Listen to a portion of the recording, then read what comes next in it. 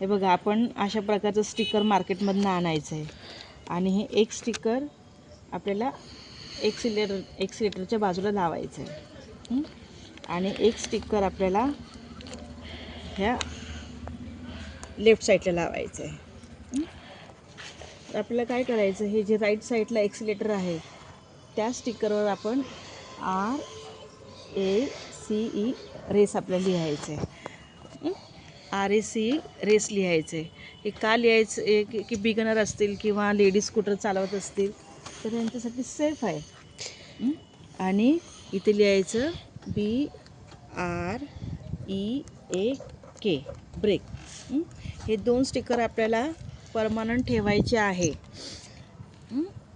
आणि दुसरी गोष्ट म्हणजे हे हँडलला इथे एक मार्किंग करायची आणि थोडी इथे करायची, जेणेकरून आपण जेव्हा स्टार्ट करणार स्कूटी तेव्हा आपल्याला स्पीड कळणार की आपल्याला स्पीड किती पाहिजे.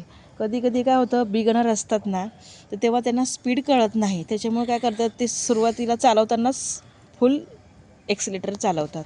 त्याच्यामुळं काय होतं, ते पडण्याची भीती होती, अनबॅलन्स होतं, त्यांना भीती वाटायला लागते की आपण नंतर शिकू का नाही.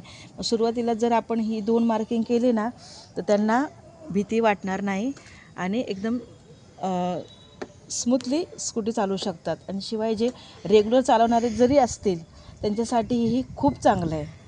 ही ट्रिक, ही 1, 2, 3 आणि 4 ही ट्रिक खूप महत्त्वाची आहे की ह्या ट्रिकमुळं की आपण कोणत्याही विचारात असो किंवा खूप गाड्या बघितलेल्या असो किंवा आपल्याला अनबॅलन्स झालेला असेल तर आपल्याला लगेच एक कळणार की ह्या ठिकाणी रेस आहे आणि स्पीडचा एक्सिलेटर आहे तर आपल्याला हे स्लो करायचं आहे.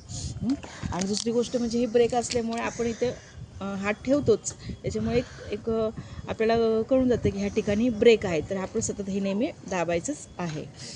सो तुम्हाला ही ट्रिक कशी वाटली? जर तुम्हाला ट्रिक आवडली असेल तुम्हाला लाईक करा, सबस्क्राईब करा, शेअर करा अँड कमेंट करा.